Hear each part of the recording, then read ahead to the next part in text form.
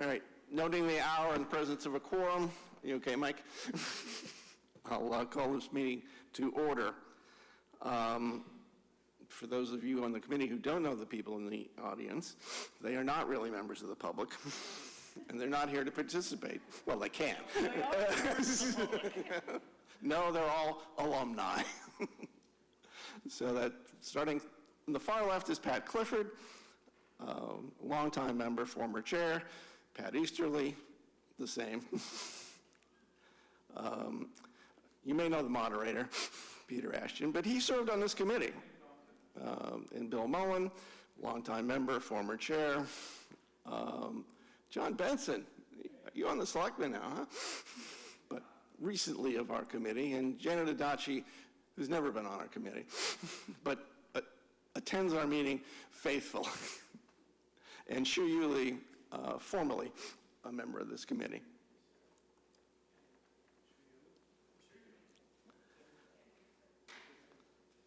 So our first item on the agenda is membership changes. So first item is we have a new associate member, Sahana Pruitt, and she is joining us after serving on the Town Manager Search Committee, where she did an excellent job. She's been a long-time member of the League of Women Voters, where she pretty much runs the Civics Bee, a very popular 10th grade activity, and served on the Acton 2020 committee. After tonight, Christine Russell, who's been an associate member for the past year, will move up to a full member, taking the place of the last person I'm going to mention in this category. Is Bob Evans, who is, what's the proper word? Retiring? Resigning? Or just, I didn't want to be renominated? Okay.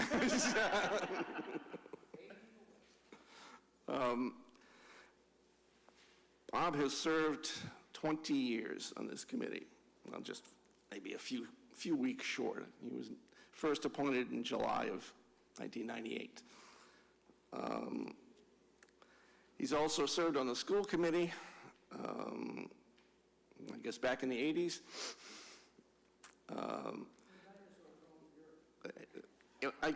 I couldn't get the information from the town clerk. She mentioned something about Roman numerals. The last gentleman to join was Jonathan Chinitz, former chair and former member of this committee and former chair and member of the school committee. So Bob was also our representative and served as the chair of the Health Insurance Trust for many years. He was our representative on the regionalization study and the serving currently on the school building committee. And I believe you were on 8 or 10 fire station feasibility studies. For those of you who don't know, his full-time job was as a professor of economics. Bob has a knack, I've noticed over the last 13 or 14 years, of summing up very complex questions in 1 or 2 sentences. It's been a long time since I was a student, but I'm going to tell you, none of my professors of economics had that skill. But just like his students, all of us who've served on the committee with Bob over the years have learned some great lessons from him. And this town relies heavily on our volunteers for their expertise and their dedication. And in my book, there's been no one as expert and as dedicated as Bob Evans. Thank you, Bob.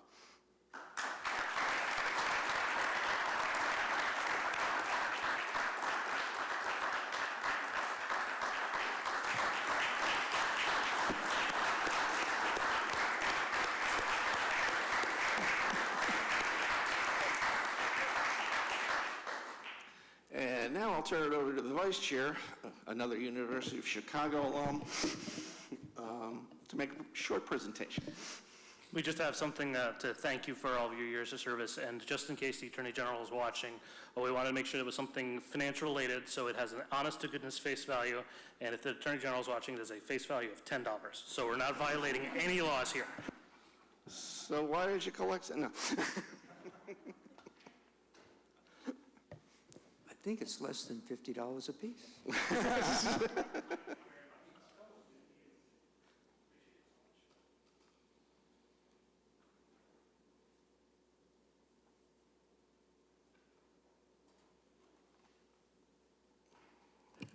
Thank you very much, Jason and Steve. There's a lovely little pin.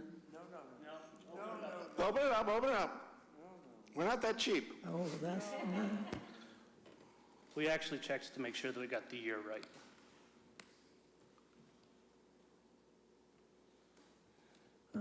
a gold American Eagle coin. My goodness. Thank you. Thank you more. I was going to say with regard to this lovely American Eagle, it reminds me years ago of military uniforms, but that's even more years ago than this.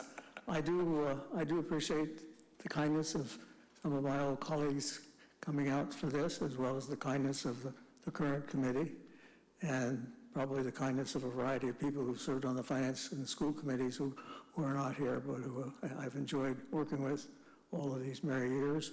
I feel almost like one of these aged rockers on his last tour here. As some of you may know, a few nights ago, the school committee very kindly presented me with a nice wooden chair, which now sits on my back porch, and the selectmen at their volunteers reception awarded me the Francis Faulkner III, I think, volunteer award. So I appreciate all his kindness. I have for many years written letters to my children, so the last one was mentioned some of this, and I tried to make it somewhat poetic by starting out with a few words to which they could sing a song. Some of you may remember the old song, "There's a meeting tonight, there's a meeting tonight, I recognize you by your friendly face, there's a meeting tonight." And only afterwards did it dawn on me that, in fact, that's really what all of these years of service to town have been. There's a meeting tonight. But it's been a great pleasure. I've enjoyed all of this, and if I've been able to make some contribution to the town, I'm very pleased with that, and thank you very much.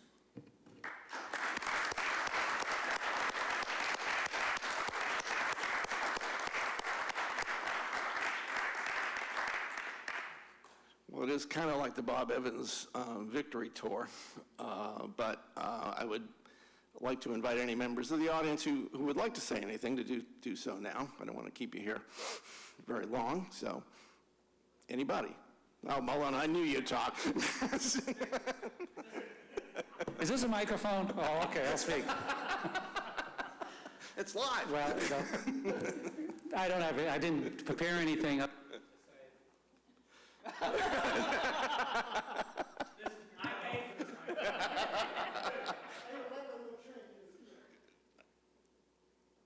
Can turn it on? Oh, God.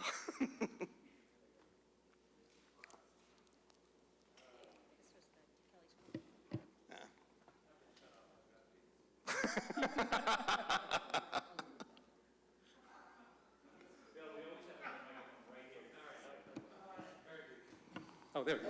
All right. Just to me, I just was saying to Mrs. Mullen as I was leaving, why are you going this? Well, I've served with Bob, et cetera. He says, well, I saw you on TV and you used to yell at each other. I would say yell, but we would, as Steve said, Bob could sum up things very clearly and crisply, and I tried always to do the same. I think we agreed more than we disagreed, but it's that's, to me, is what public service is about, is to state one's position very clearly and then go celebrate and enjoy one another's company. And so I salute you for that sense of elevating public service. The discourse these days is difficult to get to that level, and by having a tangible demonstration of that at our level, maybe that'll ripple around. But so thank you for being very crisp and very clear, and your hard work, and I consider it a great honor to be here to salute you. So thank you. Anybody else? Don't be shy. Pat Clifford, okay. I used to be shy before I knew you guys. Bob, I think actually it was Bill Mullen who once said the basic duty of participating on a committee was to be there. And you have always been there. You've always been prepared. It's always been civil. You're a gentleman, and it's been a real privilege to be around you and to learn from you. Thank you. Shoo you. Hi, Bob. Thank you for your service. It was a great pleasure serving with you. And being the first generation immigrants, every time I see the audience around here and across town, it always warms my heart. That's what makes this country great. Thank you. Best wishes. Okay, Peter, you can talk. Well, I already said my goodbyes at town meeting, Bob, as you may recall, but Yeah, I couldn't use his name then.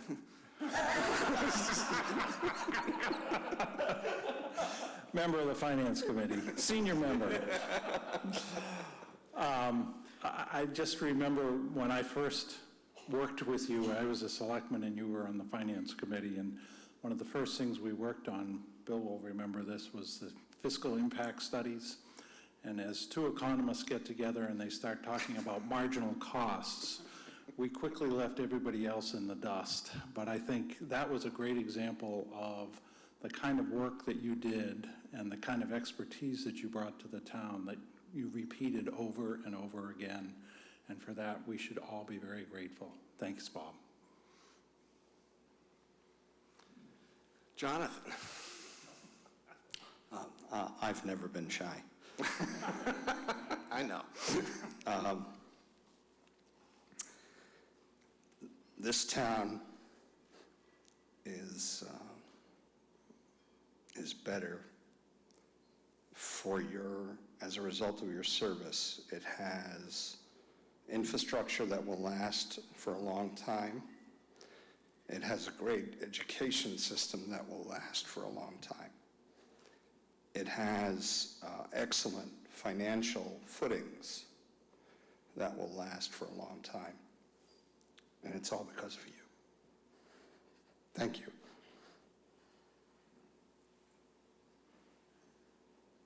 Okay, Pat. Okay, so I can't let them all talk and not say anything,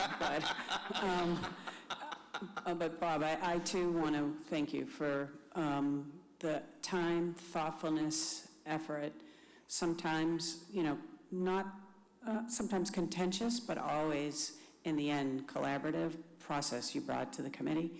I can remember some difficult debates and challenges when I chaired the group when we were working through things with the school committee and the Board of Selectmen, and you thoughtfully and consistently contributed to the process and ultimately helped us drive to a positive outcome that was collaborative, but it was effective. So I want to thank you for that and for the service you've given to the community. Thank you. Anybody on the committee want to say anything?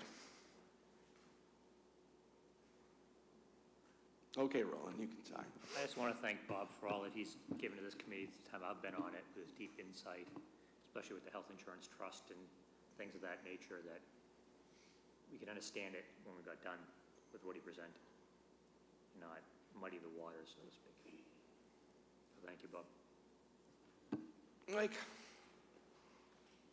I personally appreciated the institutional knowledge that Bob brought to the committee and did a great deal to educate all of us.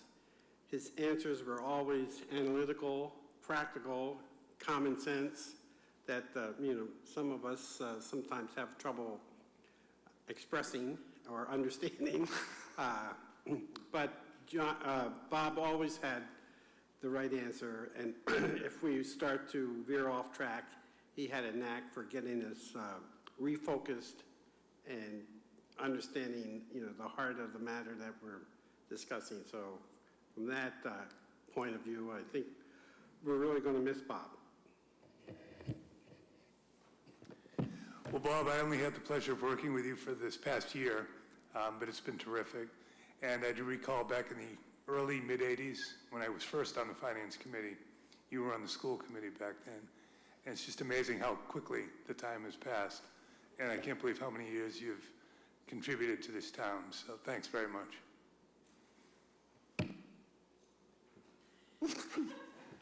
It's her first night, come on.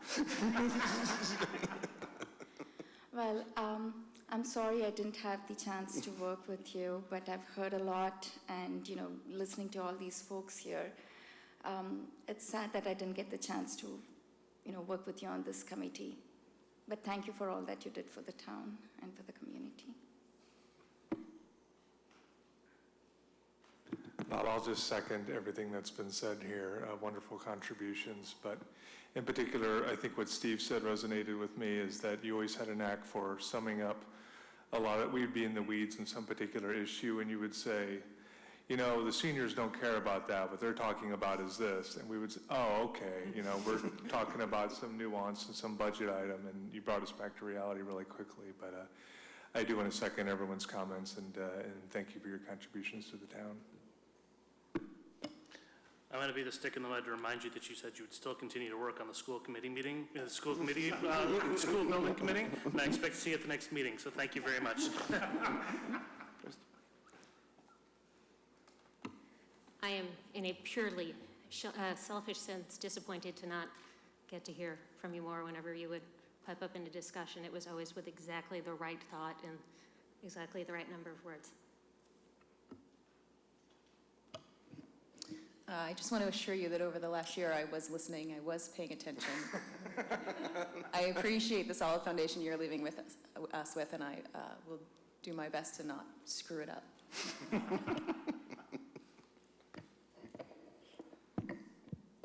One of the few people I have to say sir to is my elder. And I really did appreciate a person with like feelings about making this town affordable for people like ourselves who are over 70. And you set a good standard, and I will aspire to maintain that standard. Thank you, Bob. Brian, you want to say something? I do. So, Bob, I've been liaison, I think, to the Finance Committee for the last 4 or 5 years. I've had many people sitting to my right here, and I want to thank you very much for choosing you last year to sit next to me. I appreciate it.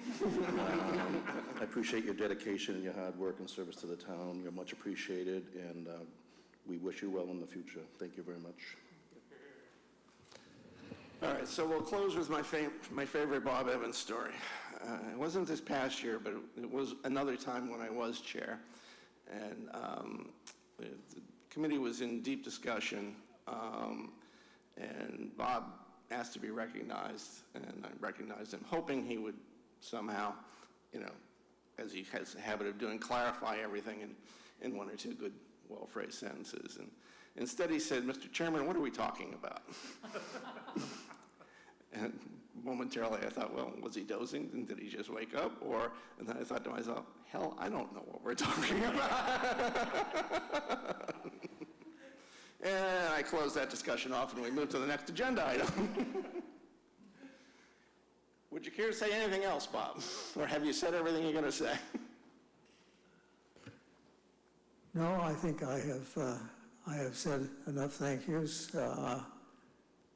I suppose we could raise them to an astronomic level towards infinity, and that would be enough to take care of the evening. Thank you, Mr. Chairman, and thank you everyone here for your very kind comments.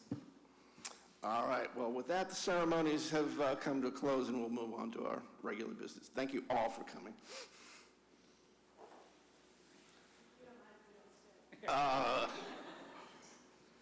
Been to one too many of these. We'll be dealing with our normal audience. All right.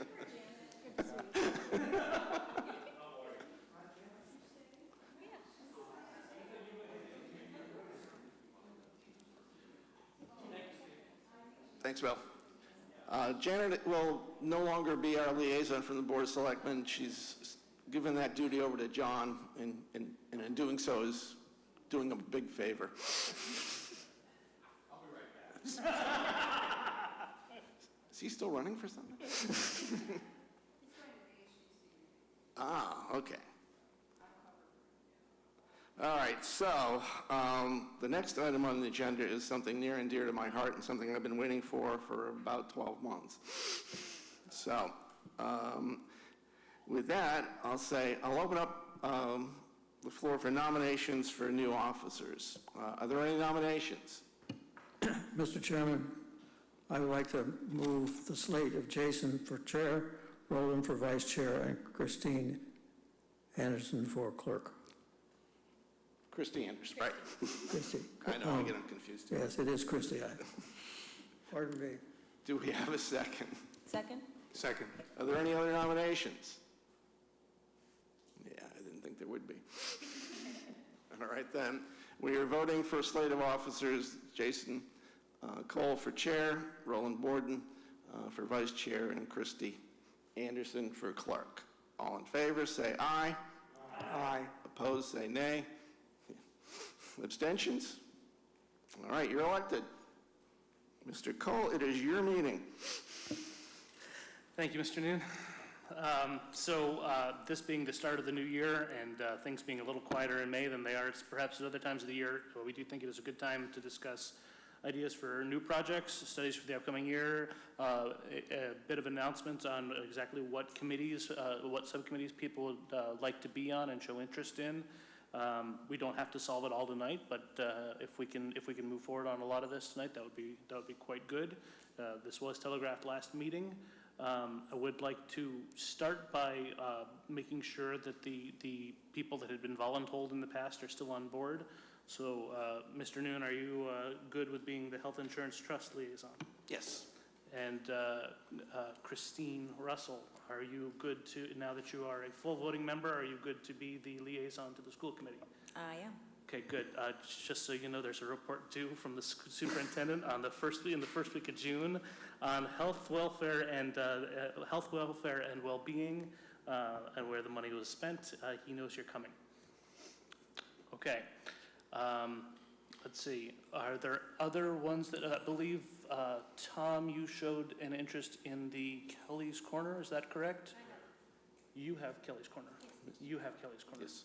We just gave it to her last week. Got it last week. That's right. Tom wasn't here. Okay. My bad. Are there other? Mike, are you still good to be on Minuteman? Yes, as well as EDC, if you don't mind. Anybody want to arm wrestle him for EDC? Okay, you. Sold. Roland? Roland, you still want CPC? It's all yours. And Dave, I see you're trying to not raise your hand about the sewer system. You're still good with? The train station still meets. Excellent. I don't think I've got them all covered at this point, but those are the ones that I can think of off the top of my head. Mr. Chair, you could try the Board of Selectmen one more time. Oh, yes, yes. Everyone stand up. We're looking for a volunteer. Okay, we are looking for a volunteer to be the liaison to the Board of Selectmen. Is there anyone who is interested in taking this on? It's a ton of fun, I promise. There's going to be pot on the topic in October, I hear. It's going to be a wild season. Any takers?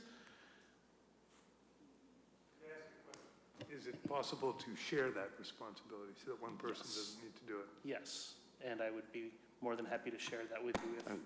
Mr. Chair, I'd be happy to take half, but I have a built-in conflict on some Monday nights. Excellent. Jeff? Okay, I got 3 halves here. I like your odds. Should have it covered. Should have it covered. I would say Jeff and Tom, you guys are going to take the lead on that, and if you both happen not to make it, raise your hand and somebody will step in. So for any meeting, should there be one or two of us? Only need one. Only need one.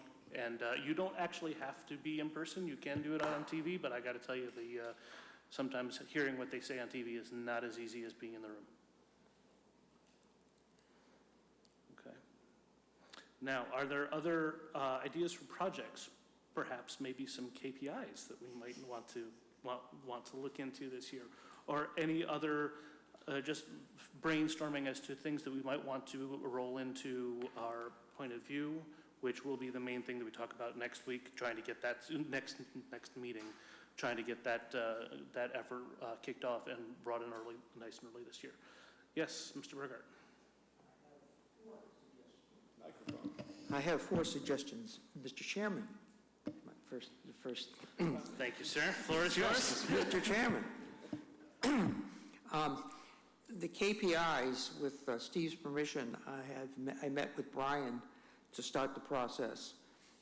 We think that there's 2 types of KPIs. One is fiscal health, which this committee certainly is interested in selecting what KPI we would use to measure the town's fiscal health, and then internally operational KPIs that the town manager and the new town manager might want to look at.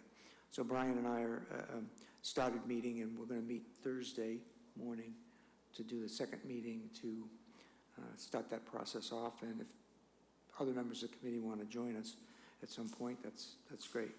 The second suggestion is the point of view. In fact, I call that point of view and communication, where we look at what we put in the warrant, what the point of view card deck is, and perhaps compare it with, update it for other ideas.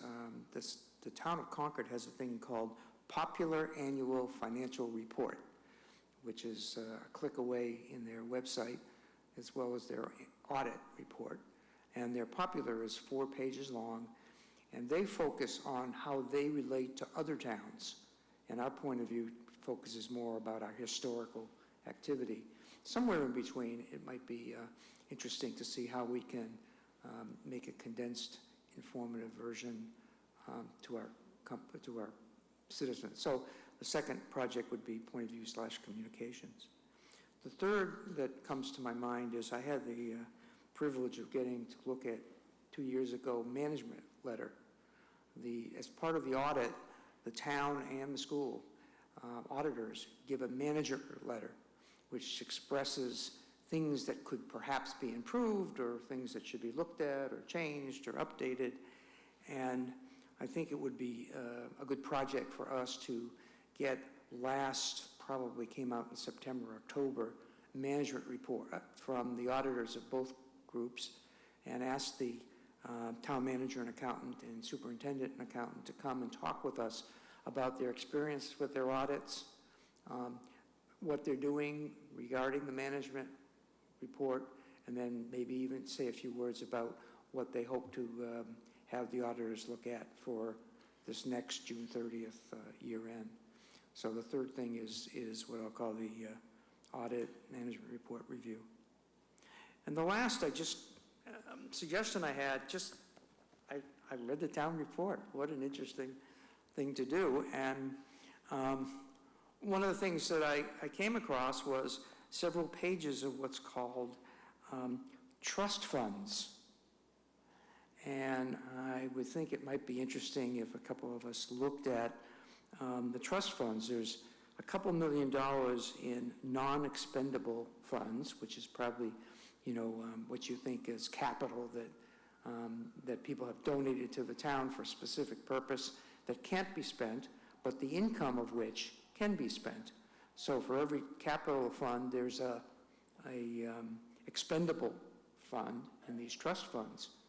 And one of the things that just hit me in the head was there's $2.4 million of expendable funds, meaning that it's already been earned and it's sitting in an account somewhere. Last year, we spent $16,000 of those funds, and the income added to those funds was $682,000. So it might be interesting to understand, why are we sitting with several $1 million of expendable funds that people have earmarked to be used for the better good of the town, and they haven't been. So not that there's any funny business going on. That's not what my purpose is. It's just, in our downtime, that might be an interesting project to just look at that. Thank you, Jeff. Having jotted these down, it sounds like you're going to keep Brian busy with the KPIs and most likely with the management letter and the auditing side as well. As for the scrubbing of the different trust funds, I think you probably want to first start by talking with somebody on the Board of Selectmen and see if any of those trust funds have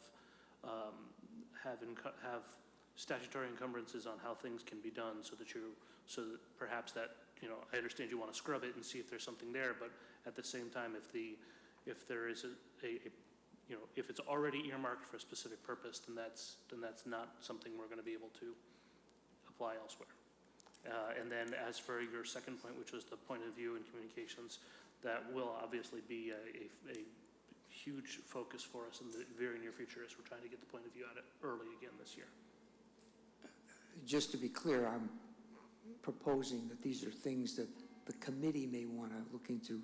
Not that I'm going to be working on myself all these things, but I'm happy they're of interest to me. Fair enough, I understand. Are there other, Roland? So this past winter, I was out, I guess we went to the library or something, walked up there, and I noticed that there was like 13 vehicles that the town has parked out behind Town Hall. A lot of them had tons of snow on them. Obviously haven't been moved in a long time. It's like 5 or 6 Explorers. 2 of them used to be used police cruisers. You can see the light behind them just fine. So my question is, how many do we need for Town Hall staff? Who's using them? Do we need all these vehicles? They're all different ones. Pickup trucks, plow trucks, I have no problem with, need a plow. 6 Ford Explorers seems a little extreme, because I don't know who's using them, what departments need them. I'm sure the clerk's department may need a vehicle to run over to something when it's in for elections or whatever, but it just seems like there's a lot of vehicles that we don't need that many. And they all come with a cost. We have to insure them. We have to put gas in them. We have to maintain them. And if we find out that we have 13 of them and we only need 7, then we have too many. And there's 2 additional ones parked over the municipal property. So I think we need to have an accounting of the ones that are parked up behind Town Hall and municipal properties and what's needed and where we can get rid of vehicles that we don't really need.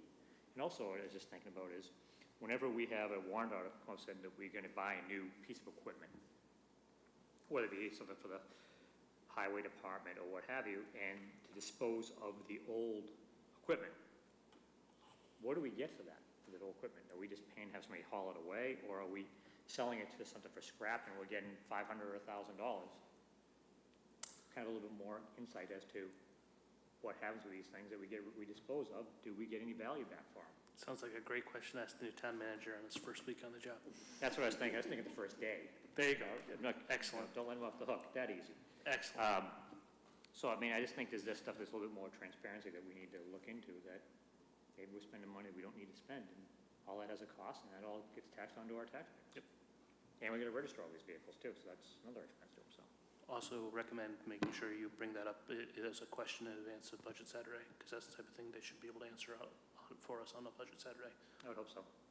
Or you can always go after them first. Well, and ask I want to see if we can get the answer before then. Very well. Because they're going to be putting together the budget, and obviously these things all have a cost and have to be somewhere in the budget. And, if we have a vehicle that sits out there for 5 months and doesn't get used and has a full tank of gas, well, we just spent a full tank of gas, registration, insurance, and we got no return on it. Very good. Bob? In the past, the committee has taken great interest in whether there were savings in merging parts or all of common activities between the schools and the town. You have recreation, you have the program in the schools, you have finance, you have technology. We have an interesting event occurring on the 1st of July, a new superintendent, a new town manager. I don't know whether this is tilting at windmills to go back and look at that, but it's something that you might want to give some modest thought as to whether it's worth looking at, not in the whole kind of integration that I think sometimes was thought in the past, but there may be parts of integration that would be helpful and useful to both the town and the schools. Definitely think it's something to think about. I do worry, though, about stepping on Boxborough sovereignty and all the rest of that fun stuff. So, but good to put down as a brainstorming. Good. Mr. Chair, I led that activity 10 years ago. It had some success and met with a lot of political resistance, but as Bob just said, new players, you can't hurt but ask. By all means, since we're going to meet with them in early July anyway, let's see if they want to play together nicely. Christy. As I've spent the last year trying to figure out not only what's going on, but all the things to expect coming down the pike that we kind of see are coming. I would like to see a written record somewhere, not have to have everyone relearn it or have to remember everything. I remember the fire chief mentioned that we're going forward going to need 8 additional firemen. And that's separate from, we know we need the new school building, and we know we're gonna need a new fire station, and they have a sequence in which they expect to replace the fire trucks. Get those things written down, just make sure we're not losing track of anything. Would I be oversimplifying it to say that you are asking for not just the budget for the coming year, but you're asking for a little more insight into the strategic plan for the next 3 to 5 years, so that we have a greater view of what's, a longer-term view of what's going on? Well, that would be lovely. I'm thinking even something simpler of, we keep an internal record of what we hear spoken to before us, so we have, when we sit down and talk about things, we have a bigger picture of remembering the various aspects. And put it on some kind of timeline so that we can... That would be great. Okay, well, good thing we have a clerk to do that. But I will, would you be upset if people were to email you saying, hey, I heard there's the 8 firefighters that were supposed to have a school vote in the fall of 2019? Would you like No, to be the that'd be wonderful. Would you like to be would you be willing to be the aggregation point for all that? Certainly. Okay, so that's homework for everyone already on day one. Any other, Mr. Majors? Yes, to build on Christie's comment, I think we attempted this and probably do it in some form, but I think we need to do it in a more consistent form, and that's like have a annual planning calendar. Like if we know there are 4 quarterly reports that the town provides on performance, and the periodic report from the school committee, regional school committee, and so forth. You know, when warrant articles are due, put those deadlines on the calendar so that we have some kind of idea what's not only in the weeks but months ahead. When we expect them. Also, training. Did someone say training? The Mass Municipal Association, they have very good, I think, annual or semi-annual training, as well as the Association of Town Finance Committee. I think they meet once or twice a year, and that training is usually pretty good. It's opportunity to meet some of your counterparts. It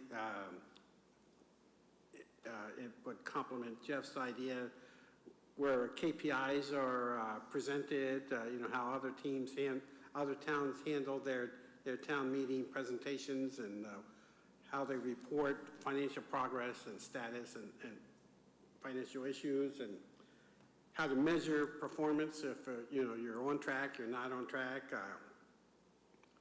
things of that nature. So I think if we, especially for the younger people, or the newer, won't say younger, but newer people on the committee, that training from the Mass Municipal Association and the Association of Town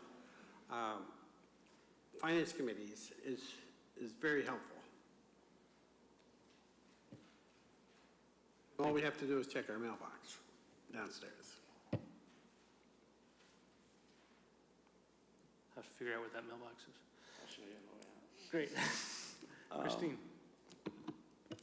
I will say that some of that training is online, and before I came on, I was able to find YouTube video of a session held in Westford. If anybody is interested in just watching it, it was really useful.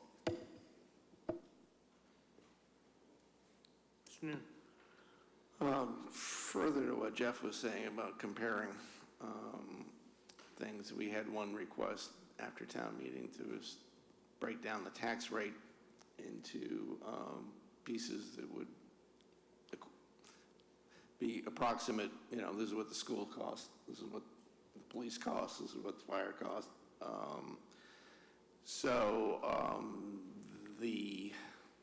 The analytical piece is fairly easy to do. The comparative stuff can be tricky because not all towns account for things the same way, but it's something we ought to at least take a look at. And I was actually thinking that should be a slide or two in the point of view. So I want to thank you for bringing that up, but I do want to make sure we think of that through the lens of the POV.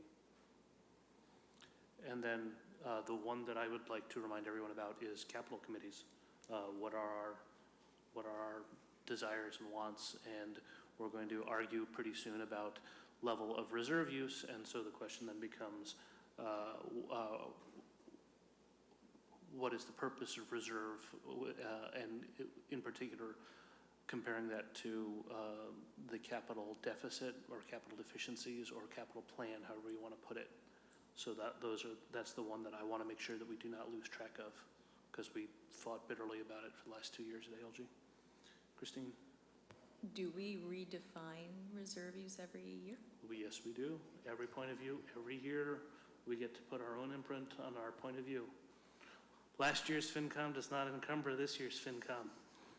Sorry, that's a shout out to my Board of Selectmen brethren. Did I miss anybody's hands? Do you want to weigh in on why you joined FinCom and what in particular you want answers to and want solved? I was going to just hide today, but I know I was supposed to weigh in or sit in on a committee to like how you all took tasks to do stuff. Is there something that I can do? Because I know 2 people were already on Kelly's Corner, because I came here thinking that maybe I would be looking into that, but since two of them are already interested in being a liaison to Kelly's Corner, is there, I do not know the exact role of an associate, so is it something that I can do, or with school committee, do you already have, other than Christine, is somebody else on the committee? I tend to go to those, but you're welcome. You're welcome to come as well. You're definitely welcome to come as well. Okay. I would actually. I'm not trying to give you too much homework, but go and sit in a school committee meeting in the near future, and go and sit in a Board of Selectmen meeting in the near future, just to get a feel for how those committees operate and run very differently than ours. As for being an associate member, you do not get an official vote. Other than that, I think you'll find that we treat you as a full voice, full member in all other ways. At least that's my intention. I think that's how we've been. Yes, you can do as much work for the committee as you want. Thank you for that. So yeah, I'd say start by just sit in on a couple different ones, and we'll see where your interests lie most and where we need the most help. Thank you. We do have minutes to approve. We have at least 4 different sets. I believe you forwarded out a couple of weeks, and I think, did we get the last set? Yep, we have all of them, but I didn't get a chance to send out the last set, so we could review the other ones, and I'll send that out later. Okay. That's all right. What are the weeks again? Or do you have a motion ready? Yeah,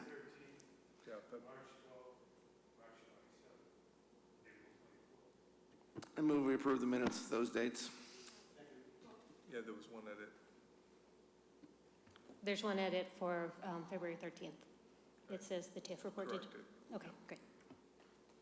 Okay, then I move approval as amended of February 13th, March 12th, March 27th, and April 24th. Any other edits? Okay. Point of order, I was not present for the April 24th. Seems we're about to vote these in their entirety.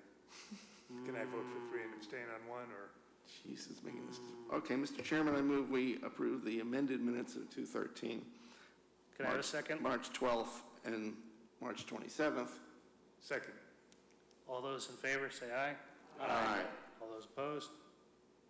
All those abstentions? That'll come next. Mr. Chairman, I move approval of the minutes of April 24th. Second. All in favor? Aye. Opposed? Abstention? Excellent, thank you. Mr. Chairman, technically speaking, these minutes, some of them are being approved a little bit late. The school committee got attacked by the Attorney General for not approving minutes in time because somebody filed a complaint.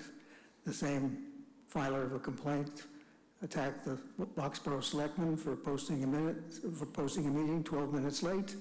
12 minutes, okay.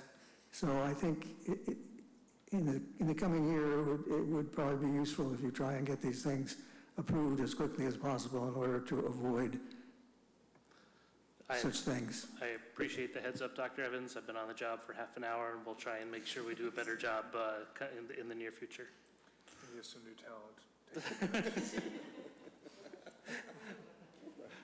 Okay. At this point in the agenda, unless I've missed other business, we were going to do committee reports.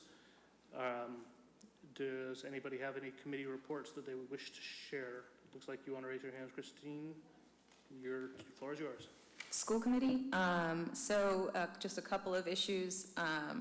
The school was asked to host an array, a battery array, at the high school above the senior parking lot.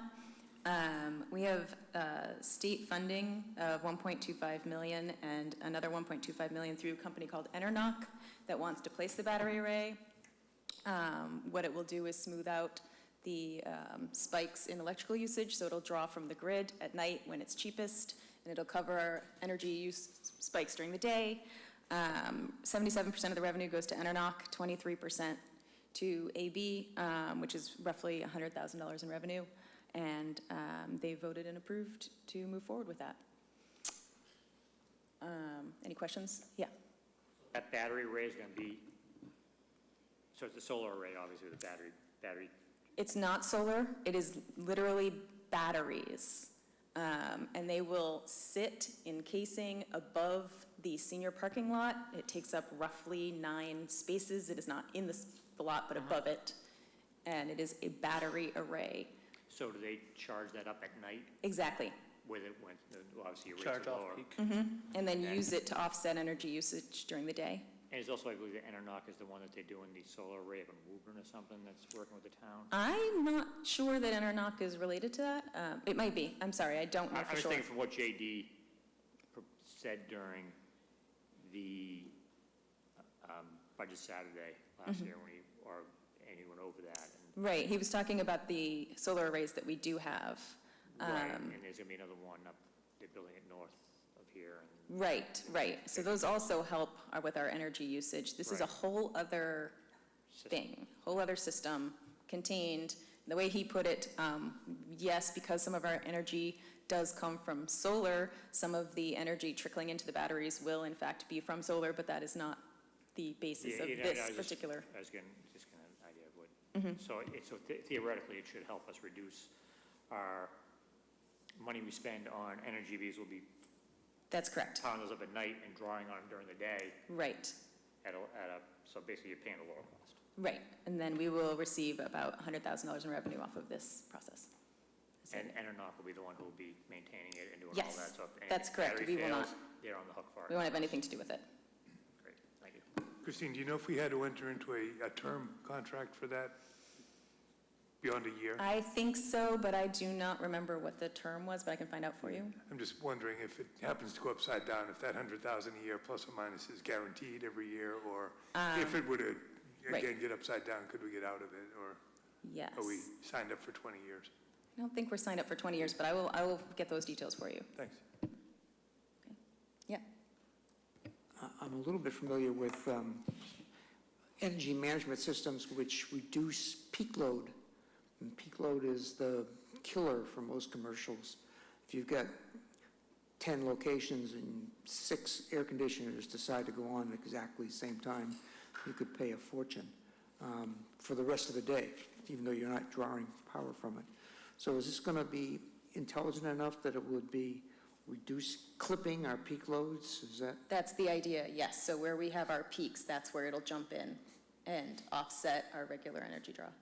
Okay, because there's also the chance of having a managed energy where the actual units themselves are turned on or off depending on demand. And an example would be 10 air conditioners.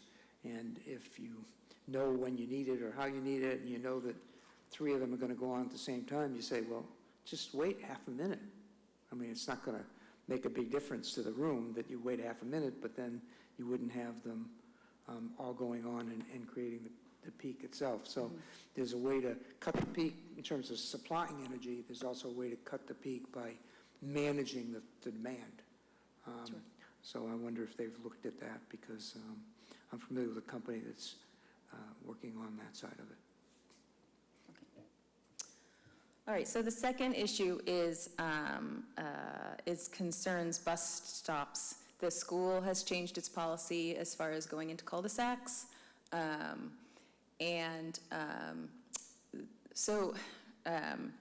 Just as a full disclosure, the bus stop I'm going to talk to you about in a second is my sister-in-law's bus stop. My niece and nephew are at this bus stop. I did speak at the school committee meeting as a resident, not as a FinCom member. But as a FinCom member, I wonder if we have something to say here, in that this bus stop has a lot of accidents. In the last 2 years, there were 9 traffic accidents because the road is a cut-through and people drive fast. And the traffic accidents were brought to the attention of JD, and they have chosen to not take them into consideration as far as allowing the bus to proceed up the cul-de-sac. And so my wonder is, since those now have been presented and the school has chosen not to take any sort of action, if there is then subsequently some sort of accident, have now we increased our financial liability as a town? And that's where I wonder if it does become a matter that we have an opinion about.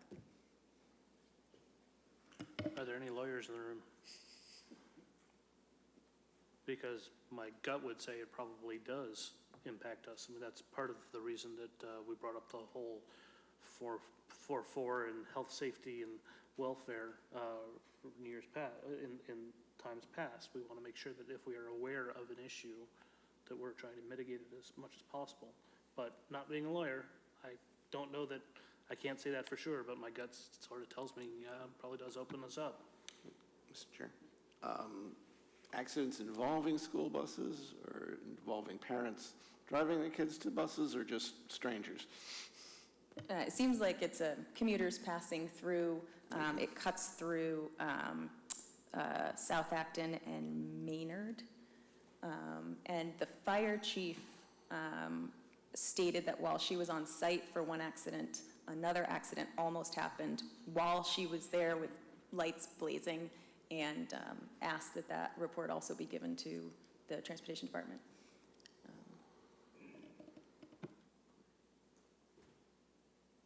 Jeff? You might want to add a review of the legal status of the town as a project, because we've had a few suits, and there's some of them still pending, and it might be interesting to know, how much we've spent and where we're spending it. I can't seem to find that information in general. So, once a year it might be good to just, how many times did we sue, or we were sued, and what the status of all those things are, is just an annual kind of review. Sounds like a great Budget Saturday question. You don't think that's a KPI?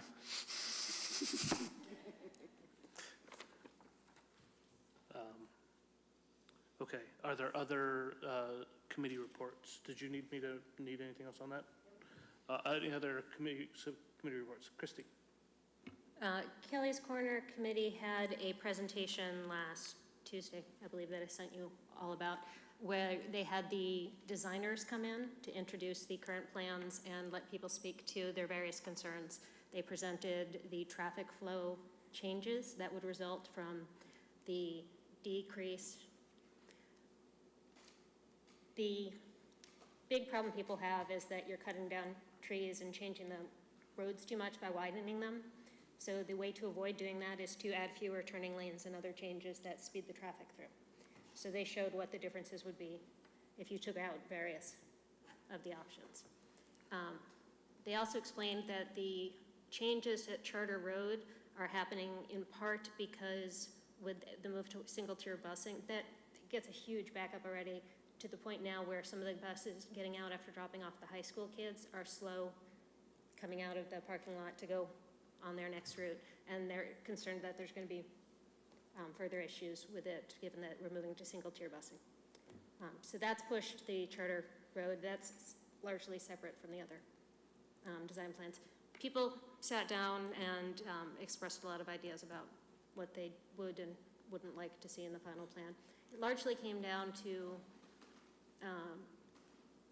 discussion back and forth when no one having the right answer about how likely, once this plan, we're at the 25% phase, once this is brought back to us by the Department of Transportation, whether that plan is really set in stone. How much, it comes back for public feedback, but it's unclear how much that will really be changeable or not. The consultants who we pay say that it is. So I'm choosing to listen to them and not other audience members. And there was one more thing about this, which I don't remember. But I'm happy to talk to anyone about why trees are coming down from anywhere you might care about. Quick question on this. Is the Kelly's Corner group now solely focused on the traffic plans, or are they still, is it still divorced from the redevelopment of the Kmart parcel? Are they mixed together at certain times and divorced for reasons of expediency at town meeting, or what's the blend there, if I may? I've been to 2 meetings. Okay. The first meeting was my understanding was it was pretty much the first meeting after the town meeting. Okay, look at what happened, where do we go from here? Okay. And the second meeting was this presentation, largely intended for the Green Acton people to have a chance to walk through why the decisions are. These meetings have both, the design has been largely focused on the traffic mitigation there. A lot of the questions the audience had were about the impact it had on various things. There was an overall hope that this was moving towards a more walkable Kelly's Corner. But there hasn't been a presentation from any other developer with a suggested plan for what to do with the overall parcel, correct? No. Parcels. Part of the design with Charter Road is with the idea that something would go in there and come back out. So they're designing that intersection for future traffic flow coming from the Kmart lot direction. Thank you for that. Oh, one last thing. The general feeling from the audience was that this was something that we've been working on for a long time, and they want to see it go forward. A lot of people staying there saying, well, I don't want this environmental impact or that one to happen. A lot of it really being about trees. But then they stood up and said, I want this project to happen, as much as I've been pushing on how it is. So it sounds like there actually might be some momentum from the people who have been challenging. Fair enough. I'll keep my piece on that topic. Any other subcommittees? Yes, Dave? Yeah, 2 quick ones. The train station committee, we meet typically once a month, and the topic of conversation always tends to be the parking situation in South Acton and the lot, as well as any other potential expansion of the parking. And this last meeting, there was just some discussion about whether to have a traffic flow study done. If you're aware of the parking situation in South Acton, there's the main lot, and then there's some new side lots on the other side of the tracks, Maple Street, that were developed, and then on School Street, there's a small lot, and there are some other smaller lots that have been considered, and we had just a lengthy discussion about anything that would happen with these and how it would impact the neighborhood, parking in the neighborhood, traffic in the neighborhoods, and then, traffic all the way up to Kelly's Corner. It seems far away, but it's a little bit of a choke point down there, particularly coming out of the station. If you go right or left, and then when you want to get onto Main Street or Route 27, it can be a little challenging. So someone had thrown out an estimate of $10,000+ for the study. This is very preliminary. We're just sort of hashing it back and forth about whether there'd be value in that. And then the other committee meeting I had attended was the West Acton Sewer Advisory Committee meeting, and the consultants, Woodard and Kern, we reviewed their estimate for the sewer and sort of their betterment, the assumptions about the number of units that would be bettered. And just as a very early FYI, the discussion really centered around the school and whether the school would have any use of the sewer system, and then whether the school would have a theoretical cost that would be offset by utilizing the sewer system. So it's kind of a big number that shall remain nameless for the time being, but it could have an impact on the town or the betterment fee that would be charged to the users. And so JD has been working on that, and then a lot of the discussion, just as a side note, revolved around synchronizing the schedules between the school and any potential sewer activity. So that just remains a point of concern of whether those schedules will work out in that aspect. And then finally, just as a small side note, there was some political opposition to the sewer project that's starting to percolate a little bit. So more to come on that. I don't have any numbers I really want to get into at this point, but the school being a difference between potentially the project's success, or not, I shouldn't say success, whether the project has much feasibility or not, because those increase in betterment fees for the users could be significant if the school would be self-sustaining, for example. JD, it's a little early in the process, but he made a couple of comments that in theory, there's schools that are designed now that are completely self-sustaining with water, with sewer, with every type of sort of, utility usage outside of I guess essentially all of them, including electricity. So it's preliminary, but this will just wanted to keep the committee informed at this point. Thank you. Yes, on June the 4th, Selby's Department of Land Use and Economic Development, as well as the Economic Development Committee, will be hosting a self-assessment process for the local business community on June the 4th. There will be two sessions, one at 9 a.m., one at 4 p.m., where basically there will be a discussion about the nature of economic development in the town of Acton. What works, what doesn't work. They'll be asking the local business community to go through this self-assessment of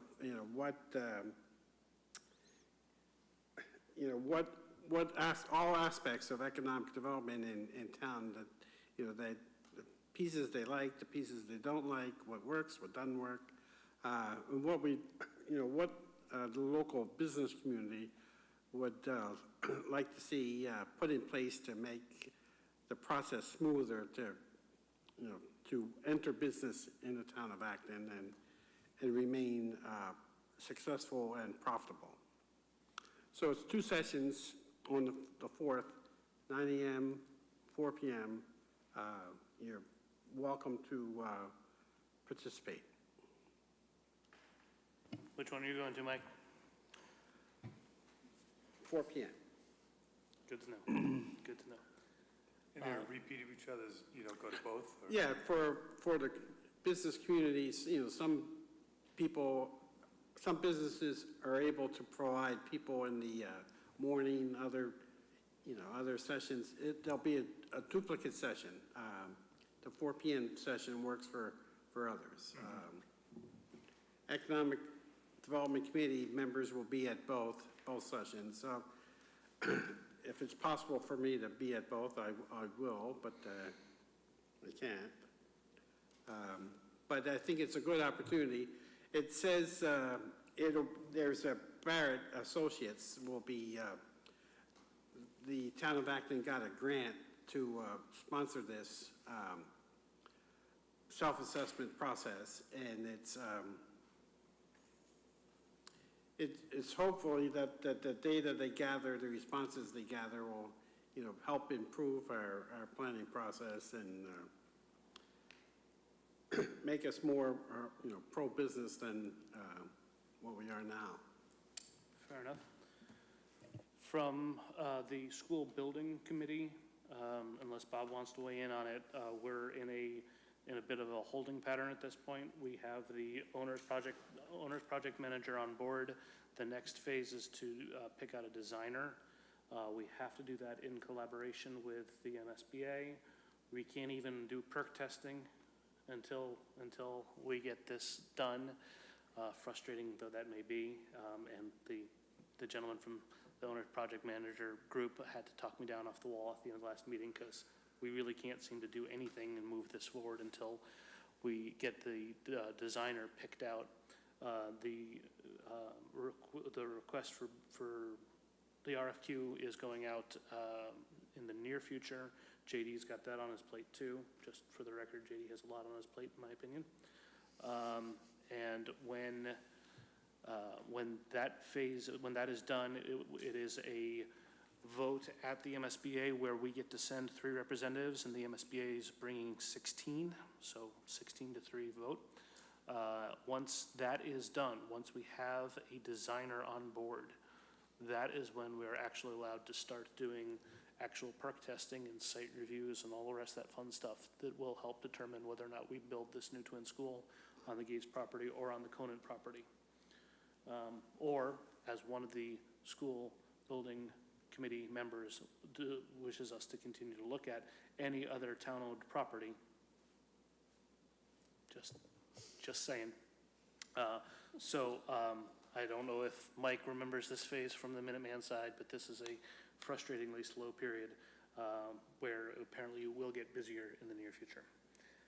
That is all I have on the school building committee. Are there any other subcommittees?